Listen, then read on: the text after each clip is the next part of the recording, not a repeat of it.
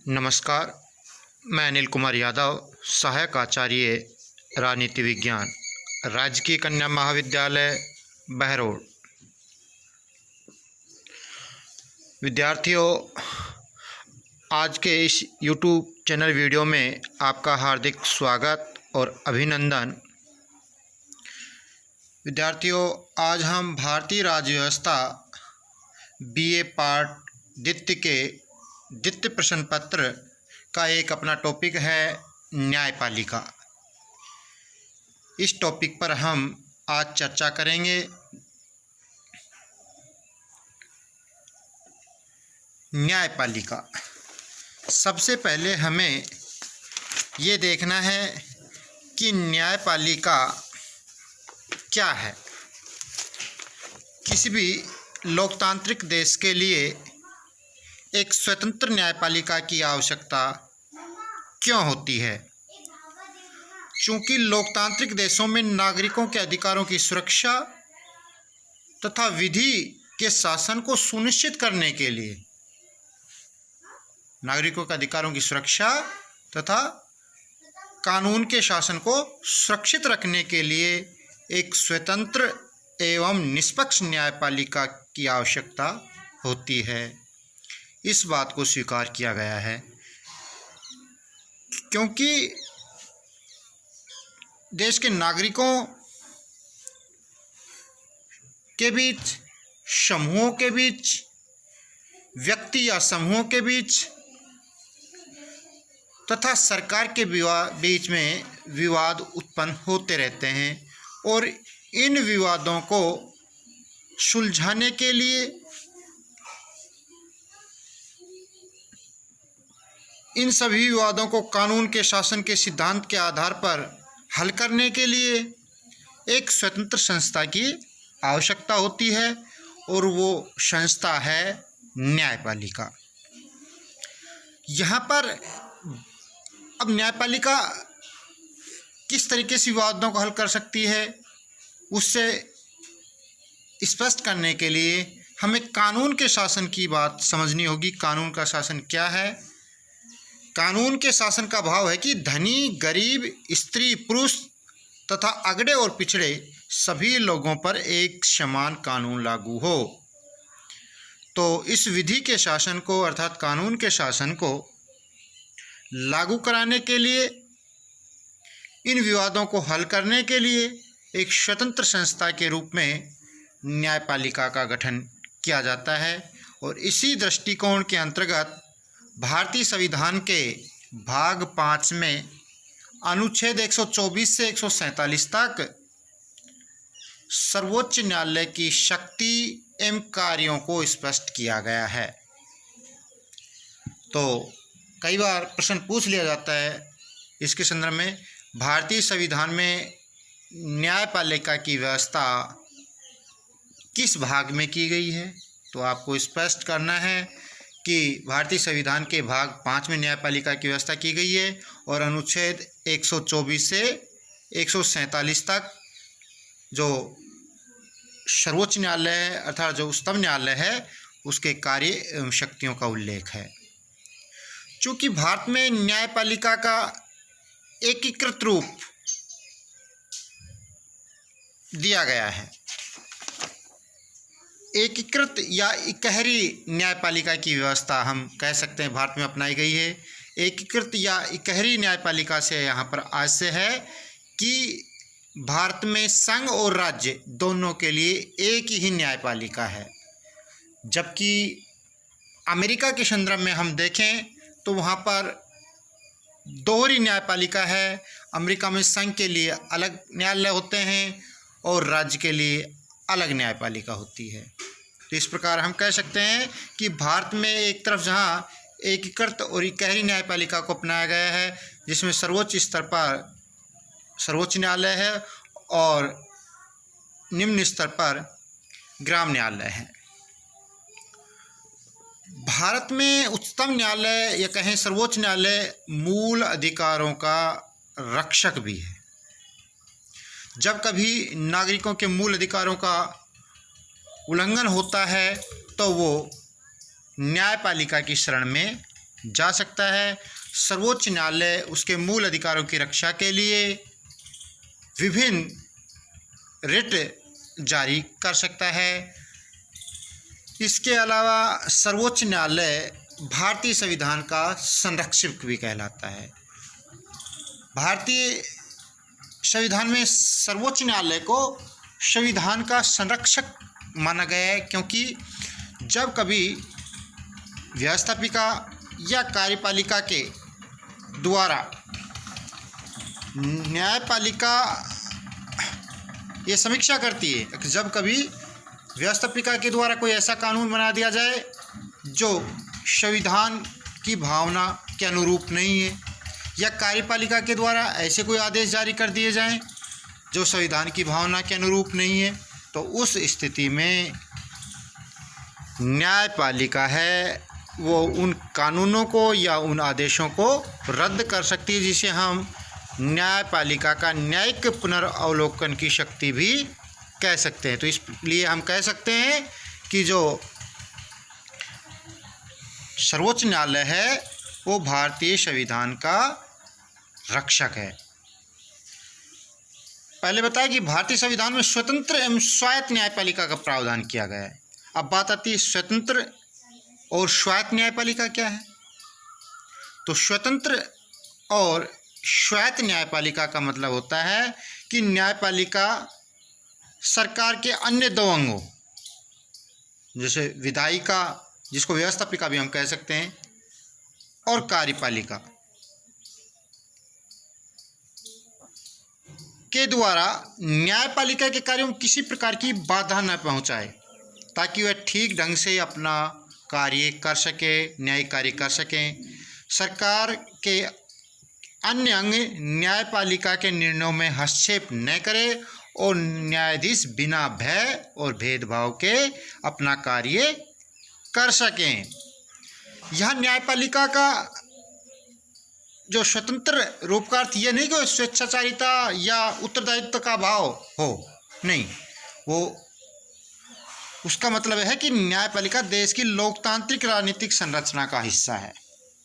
न्यायपालिका देश के संविधान, लोकतांत्रिक परंपरा और जनता के प्रति जवाबदेह है।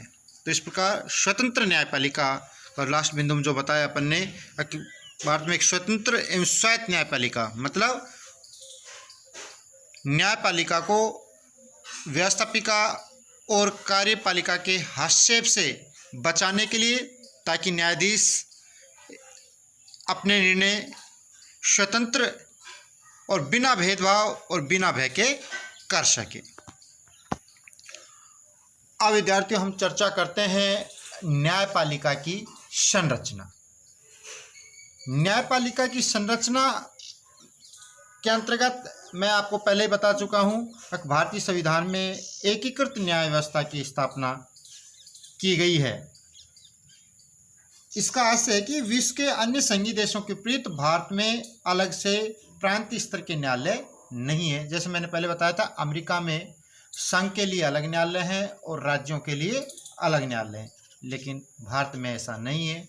भारत में एकीकृत और इकहरी न्यायपालिका की स्थापना की गई है।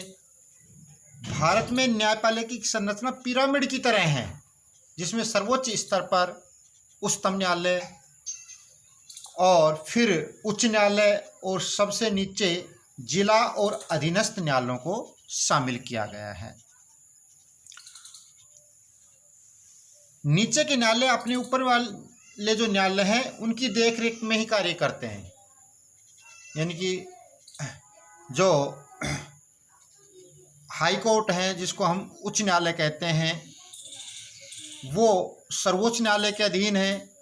इसी तरह जिला न्यायालय हैं वो हाई कोर्ट के अधीन है, और इसी तरह ग्राम न्यायालय हैं या अधीनस्थ न्यायालय हैं वो जिला न्यायालयों के अधीन अपना कार्य करते हैं। तो इस प्रकार से हम कह सकते हैं कि भारत में जो न्यायपालिका की संरचना है वो पिरामिड के रूप में एकीकृत न्याय व्यवस्था को अपनाया गया है।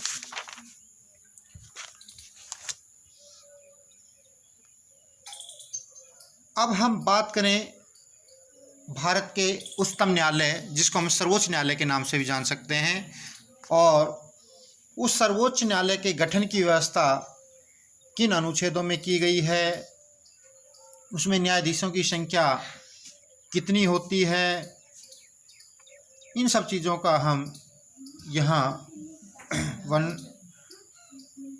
चीज़ों पर बात करेंगे।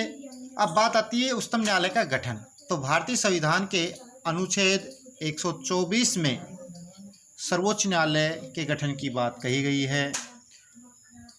चूँकि प्रारंभ में जो मूल संविधान था उसमें एक मुख्य न्यायाधीश और 7 अन्य न्यायाधीशों की व्यवस्था की गई थी, अर्थात कहें कुल न्यायाधीशों की संख्या मुख्य न्यायाधीश सहित 8 थी। लेकिन अब सर्वोच्च न्यायालय के अंतर्गत एक मुख्य न्यायाधीश और 30 अन्य न्यायाधीश होते हैं। समय समय पर इनमें परिवर्तन किया गया, जिससे वर्तमान में जब बात करें तो सर्वोच्च न्यायालय में 30 न्यायाधीश और एक अन्य न्यायाधीश की व्यवस्था है। तो क्वेश्चन कई बार पूछ लिया जाता है, मूल संविधान में सर्वोच्च न्यायालय में कितने न्यायाधीशों की व्यवस्था थी? तो आपको स्पष्ट करना है, मुख्य न्यायाधीश सहित 8 न्यायाधीशों की व्यवस्था थी। पूछ लिया जाता है कि वर्तमान में सर्वोच्च न्यायालय में न्यायाधीशों की संख्या कितनी है? तो आपको स्पष्ट करना है, मुख्य न्यायाधीश सहित 31 न्यायाधीश सर्वोच्च न्यायालय में होते हैं।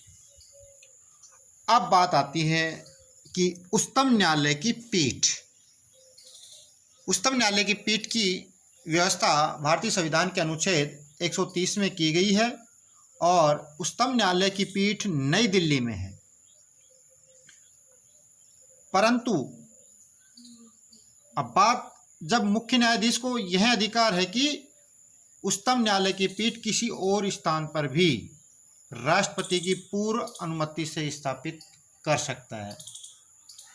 तो स्पष्ट है, पीठ तो दिल्ली में ही है, लेकिन दिल्ली से बाहर भी सर्वोच्च न्यायालय किसी स्थान पर सुनवाई कर सकता है, परंतु इसके लिए मुख्य न्यायाधीश को राष्ट्रपति की पूर्व अनुमति लेकर यह कार्य करना होगा।